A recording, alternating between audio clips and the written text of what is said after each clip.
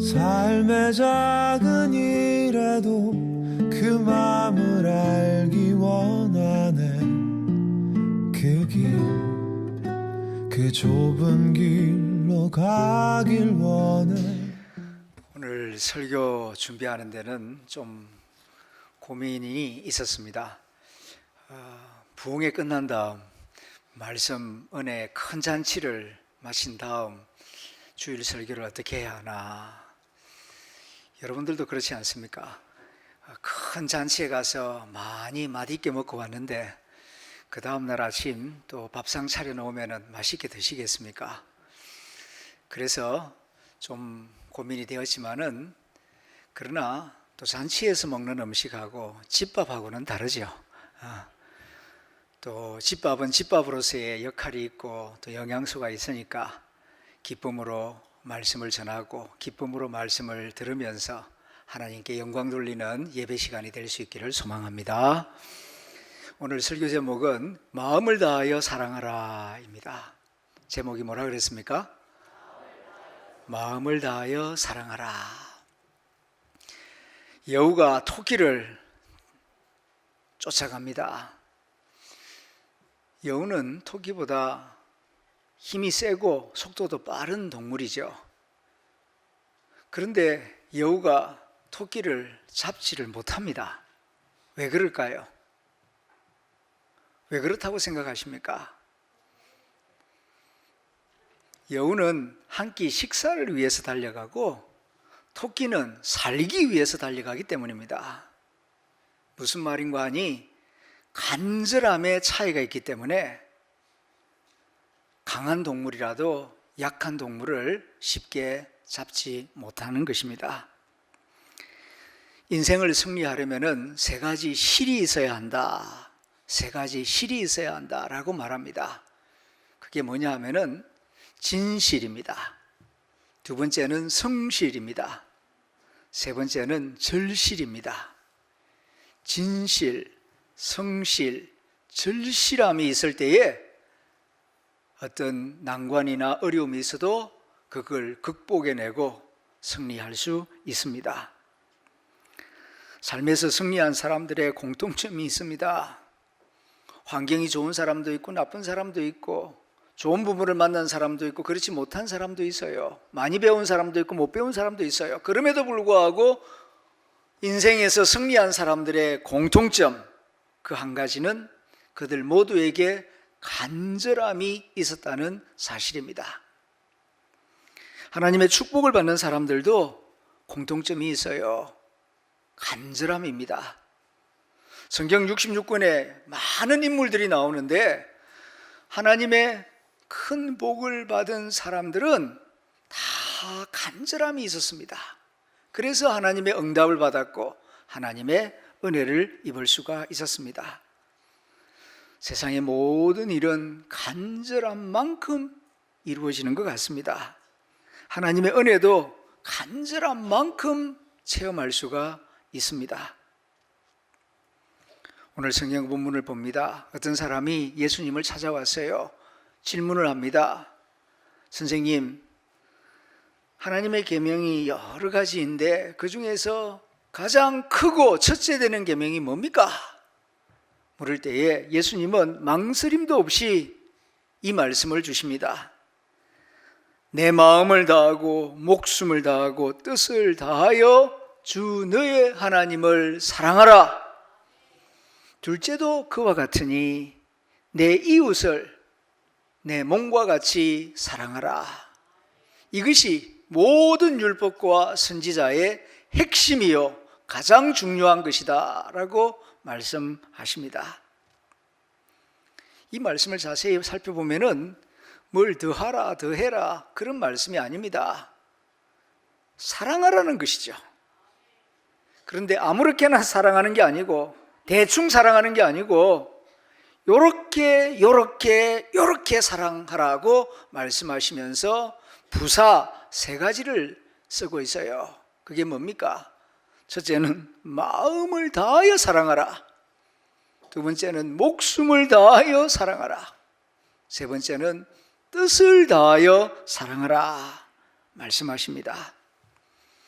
이 말씀을 거꾸로 우리 자신에게 적용해서 살펴본다면은 너는 정말로 하나님을 마음을 다하여 사랑하고 있는가? 혹시 너는 하나님을, 사람을 대충 사랑하고 있는 것은 아닌가? 이렇게 묻고 있는 말씀입니다. 송기로 목사님 말씀 가운데 언급했던 이야기입니다.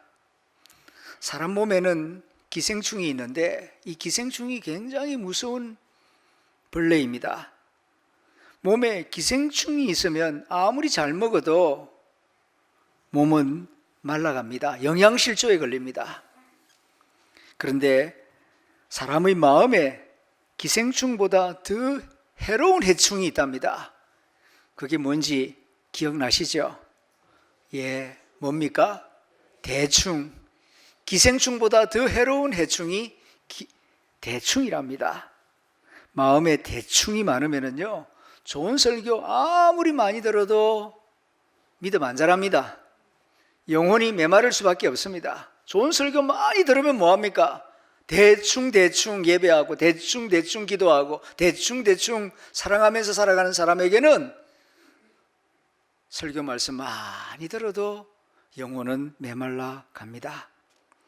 두 번째 질문입니다. 악마를 연구했다고 합니다. 송 목사님이. 그런데 악마에게 친동생이 있다는 사실을 발견했답니다. 그 악마의 친동생 이름이 뭔지 기억나시죠? 악마의 친동생 이름은 설마랍니다. 설마 그 정도까지야. 설마 괜찮겠지. 설마 문제 되겠어? 그런데 그 설마가 사람 잡습니다. 대충과 설마는 형제랍니다. 항상 손잡고 함께 붙어 다니니까요. 대충이 신앙생활을 좀 먹습니다. 예배를 대충 드리게 합니다. 기도를 대충 합니다. 그러다가 영혼이 메말라 갑니다. 가정생활에도 이 대충이 위기를 빠뜨립니다. 부부간에 가장 친밀해야 할 대화를 대충하게 만듭니다. 천하보다도 귀하다고 말하는 자식의 이야기를 대충 듣게 만듭니다. 자녀의 마음을 대충 생각하고 내가 니 다 안다 그렇게 하면서 그냥 넘어가려고 합니다. 그럴 때마다 마음속에 이런 말이 따라오죠. 설마 문제 되겠어? 설마 무너지겠어? 설마 그 정도로 상처받을까? 그러면서 슬금슬금 그냥 하루하루를 대충 살아가려고 합니다. 그러다가 인생에 큰 사고가 생기는데 그 근본 원인이 따지고 들어가 보면 대충과 설마에서 비롯되는 경우가 참 많습니다. 설마는 참으로 강교한 악마입니다. 왜 강교하냐 하면은 설마가 흉악하고 무섭고 위협적으로 다가오는 게 아니라 아주 부드럽고 순진한 얼굴을 하고 우리를 찾아오기 때문입니다. 이번 한 번쯤이야. 뭐 설마 그럴 리가 있겠나? 괜찮을 거야. 뭐 나중에 다음에 하면 되지 뭐. 이렇게 우리를 방심하게 만들기 때문입니다. 그러다가 어느 날 정신을 차리고 돌아보게 되면은 이미 관계는 멀어져 있고 신앙은 식어져 있고 마음은 무너져 있는 경우가 있습니다. 하나님은 대충을 무척이나 싫어하십니다. 그래서 하나님의 아들 주 예수님께서 말씀하시지 않습니까? 사랑하라. 사랑하되 대충 사랑하지 말고 마음을 다하여 목숨을 다하여 뜻을 다하여 사랑하라고 말씀하시는 것입니다. 악마의 가장 무서운 전략은 하지 마라가 아닙니다. 사랑하지 마라. 악마와 설마는 그렇게 유혹하지 않아요. 사랑해라. 사랑해야지. 사랑 중요하지. 그런데 사랑하기는 하되 대충 해라. 다음에 해라. 이런 식으로 아주 교묘하게 우리를 살금살금 조금 우리의 영혼을 좀 먹어서 나중에는 가정을 무너뜨리고 교회를 무너뜨리고 신앙을 무너뜨리는 그런 못된 짓을 하는 것이 이 설마라고 하는 악마인 것입니다. 그래서 주 예수님께서 말씀하십니다. 마음을 다하여 목숨을 다하여 뜻을 다하여 주 너의 하나님을 사랑하라. 그리고 이웃을 사랑하되 가장 가까운 이웃, 내 가족을 내 몸처럼 사랑하라고 말씀하시는 것입니다. 왜 우리 주 예수님께서는 마음을 다하여 사랑하라고 말씀하시는가? 그 이유는 하나님이 먼저 마음을 다하여 우리를 사랑하셨기 때문입니다. 하나님은 우리를 사랑하실 때에 대충 사랑하신 적이 없어요. 마음을 다하고 목숨을 다하고 뜻을 다하여 우리를 사랑하셨습니다. 그 결정적인 증거가 예수님 아닙니까? 독생자 예수님을 하나님이 이 땅에 보내신 그 마음은 뜻을 다하고 마음을 다하고 목숨을 다하는 사랑이 그 속에 담겨 있습니다. 우리를 사랑하신 하나님의 사랑을 이야기하자면 아마 끝이 없을 것입니다. 창세기부터 출애굽에서부터 선지자들의 외침으로부터, 그리고 결정적인 것은 예수님의 십자가와 부활에서 우리를 얼마나 사랑하시는지 그 사랑의 깊이와 높이가 잘 나타나고 있습니다. 하나님은 우리를 대충 사랑하지 아니하셨습니다. 창조하실 때에도 대충 창조하지 않았습니다. 정말 마음을 다하고 뜻을 다하고 지혜를 다하고 힘을 다하여 창조하셨습니다. 자연 만물을 보십시오. 풀 한 포기, 대추 한 알, 사과 하나, 곡식 한 톨, 정말 완벽합니다. 작은 것은 작은 것대로, 큰 것은 큰 것대로. 곡식 한 알이 익어갈 때에 대충 만들어지지 않았어요. 하늘의 정성과 바람의 정성과 햇볕의 정성, 농부의 정성이 합하여졌을 때에 알곡 하나가 그렇게 만들어지게 되고 우리 밥상에 올라오게 되는 것입니다. 내가 너희를 대충 사랑하지 않았다. 이렇게 곡식 한 알 한 알도 내 정성을 다하여 만들었듯이 너도 나를 사랑할 때에 정성을 다하여 사랑했으면 좋겠다 하는 것이 하나님의 마음인 것입니다. 그래서 우리에게 말씀합니다. 내가 너희를 사랑한 것 같이 너희도 나를 그렇게 사랑해 다오 라고 말씀하십니다. 주님의 말씀을 자세히 살펴보면은 사랑하라고 말씀하시면서 목적어를 분명히 말씀하고 있습니다. 아무거나 사랑하라는 게 아니에요. 하나님을 사랑하라, 이웃을 사랑하라, 사랑해야 할 대상을 예수님께서 분명히 일러주셨습니다. 그런데 지금 많은 현대인들이 사랑해야 할 하나님을 사랑하는 것이 아니라 물질을 사랑합니다. 이용해야 할 물질은 사랑하고 사랑해야 할 하나님은 이용하려고 합니다. 여기에 인간의 비극이 있는 것입니다. 어리석음이 있는 것입니다. 현대인들은 특별히 돈을 사랑합니다. 마음을 다하고 뜻을 다하고 힘을 다하고 심지어는 목숨을 다하여 물질을 사랑합니다. 하나님을 그만큼 사랑했으면 좋겠는데 자나 깨나 돈 생각입니다. 심지어는 교회 와서도 예배드리는 가운데 누가 옆에 있는 사람이 뭐 주식값이 올랐다더라, 어떤 종목이 좋다더라 그러면은 말씀 듣는데 쏙 마음을 빼앗기고 그냥 그쪽으로 기가 쫑긋 돌아가는 내 모습을 볼 때가 있습니다. 얼마나 물질에 대한 사랑이 깊은지. 그리고 이웃을 사랑하라 분명히 말씀하시는데 외로워서 그런지 이웃보다는 강아지를 사랑하고 고양이를 사랑하고 거기다가 엄청난 물질을 쏟아붓습니다. 사람 아픈데, 어린아이 아픈데 돕는 일은 인색하면서 하나님은 이웃을, 내 이웃을 사랑하라고 말씀하십니다. 하나님을 사랑하는 사람 특징이 있어요. 무엇보다도 예배를 소중하게 여깁니다. 주일을 기억하여 거룩하게 지키기 위해서 토요일 날 준비를 해요. 대충 예배드리지 않습니다. 나를 위하여 독생자 목숨을 내어주신 하나님을 만나러 가는 시간, 하나님께 경배하는 시간인데 대충 예배해서는 되겠는가? 정성을 다합니다. 그것이 하나님을 사랑하는 사람의 특징적인 모습입니다. 그리고 이웃을 사랑해요. 특별히 제일 가까운 이웃, 부모, 형제, 부부를 사랑합니다.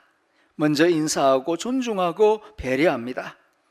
하나님을 사랑한다고 하면서 주일 예배 드리지 않고 가까운 사람 만나도 먼저 인사할 줄 모르고 존중할 줄도 모르고 배려할 줄도 모른다면 그 사람 거짓말하는 거예요. 사도 요한이 요한 1서 4장에서 분명히 말합니다.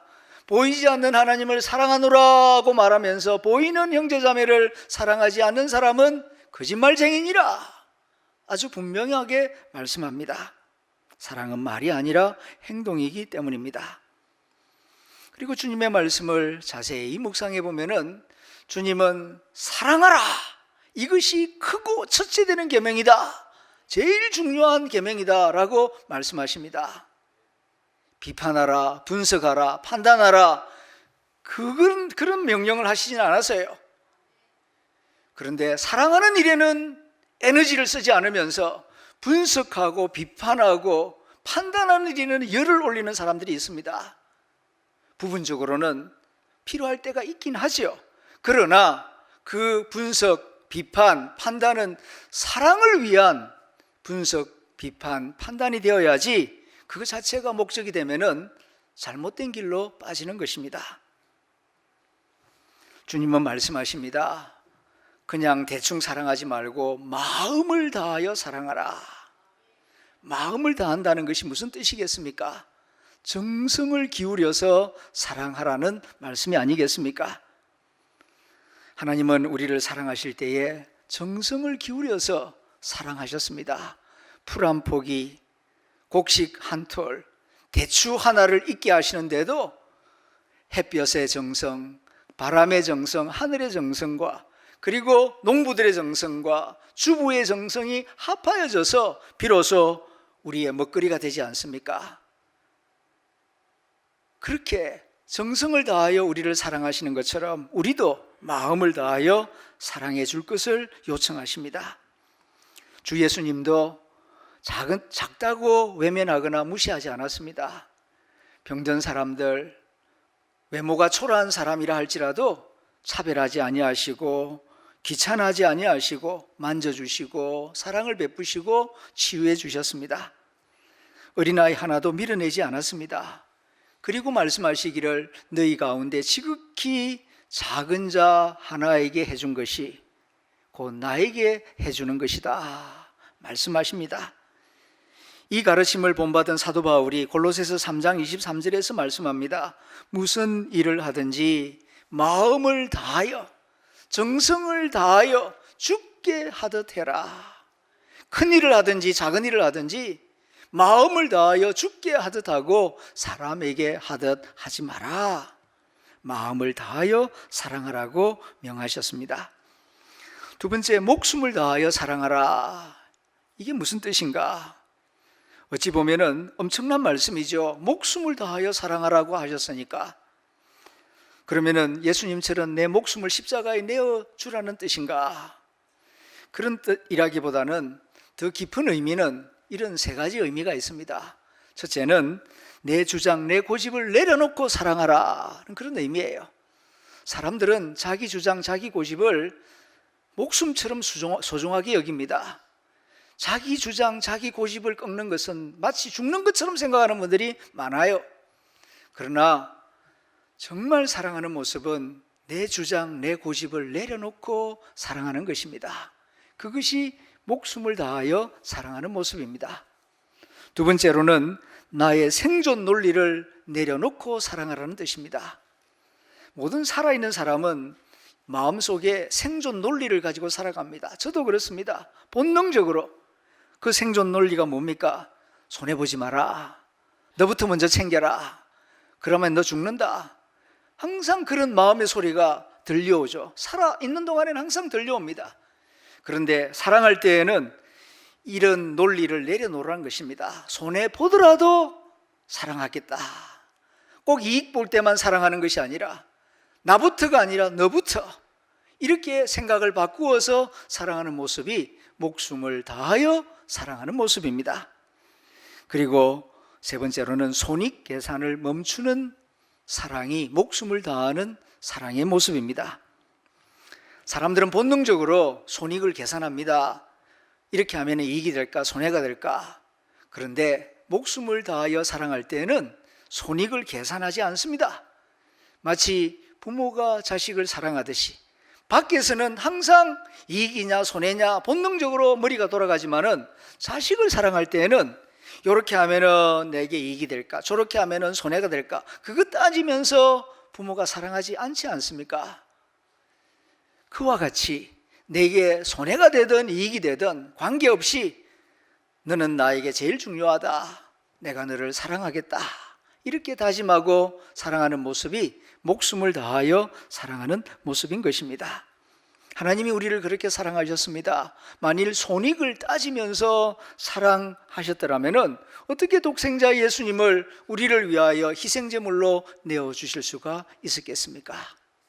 세 번째로는 뜻을 다하여 사랑하라 말씀하시는데, 뜻을 다하여 사랑하는 것은 어떤 모습일까요? 감정이나 분위기나 상황에 휘둘리지 아니하고 결심하고 결단하고 의지를 가지고 사랑하는 모습을 일컬어서 뜻을 다하여 사랑하는 모습이라고 말하는 것입니다.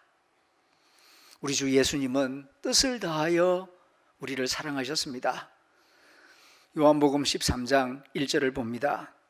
유월절 전에 예수께서 자기가 세상을 떠나 아버지께로 돌아가실 때가 이런 줄 아시고, 다시 말하면 십자가에 매달려 피 흘려 죽을 시간이 임박했다는 것을 아시고도 세상에 있는 자기 사람들을 사랑하시되 끝까지 사랑하시니라.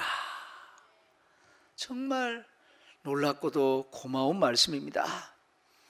우리는 누구를 사랑한다, 친절을 베푼다, 배려한다, 좋은 말을 하지만은 기분 좋을 때 그러죠. 기분 나쁘면은 싹 돌았을 때가 있습니다.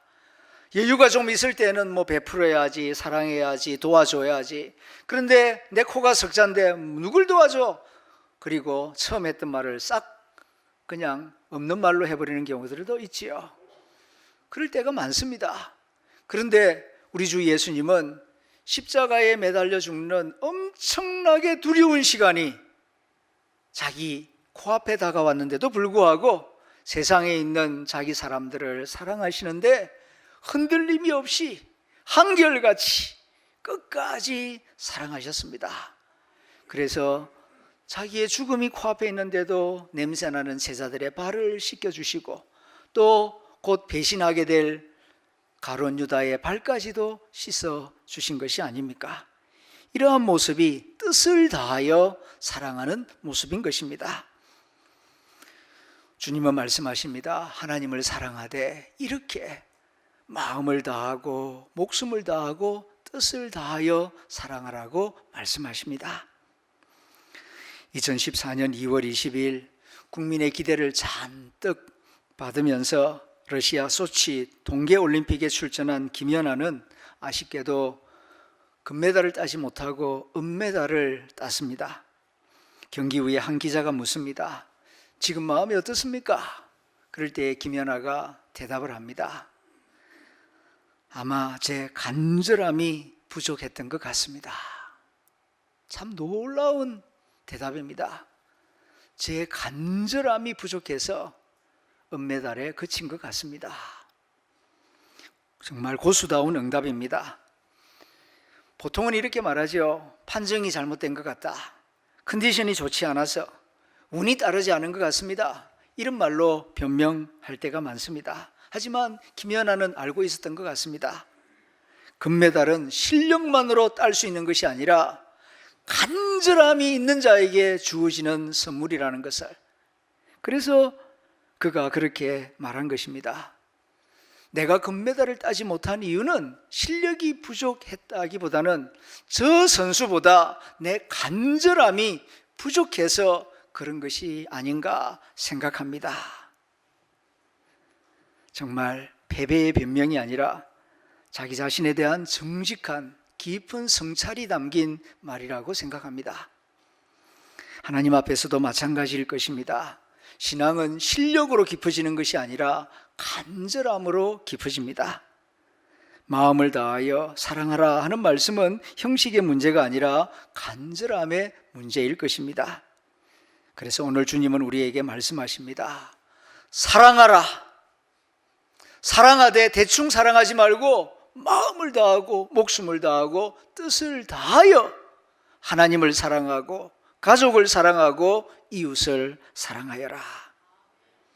사랑하되 돈을 사랑하지 말고 쾌락을 사랑하지 말고 세상을 사랑하지 말고 하나님을 사랑하라. 이웃을 사랑하라. 내가 너희에게 이렇게 말하는 이유는 내 기쁨이 너희 안에 있어 내 기쁨이 너희 안에 가득하게 하려 함이니라. 이것이 오늘 우리에게 주시는 주님의 말씀입니다. 기도하겠습니다.